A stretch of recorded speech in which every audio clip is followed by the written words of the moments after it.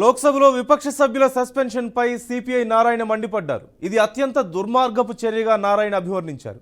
మోదీ నిరంకుశ పాలనకు ఇది నిదర్శనమంటూ నారాయణ ఆరోపిస్తున్నారు. ఎంతమంది దాదాపు 150 మంది దాకా వాళ్ళని బయట పంపించడం కాదు. దేనికి పంపించారు? వాళ్ళు ఏం తప్పు చేశారు? పార్లమెంట్ భారతదేశం మొత్తం మీద పెద్ద రక్షణ కావచ్చు.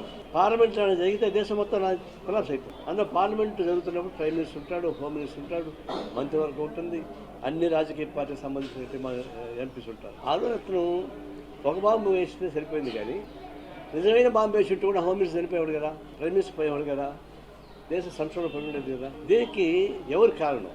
మేము పోవాలంటే కూడా ఒక పార్లమెంట్ సభ్యుడు పాస్ ఇస్తే 3 చోట్ల తనిఖీలు చేస్తారు. అట్లా 3 చోట్ల తనిఖీ చేసేటువంటి వాళ్ళు ఉంటే ఒక బాంబు పెట్టుకొని పోతుంటే అతన్ని వాళ్ళు అలౌ చేయడం ఏంటి? దానికి పాస్ ఎవరు ఇచ్చారు?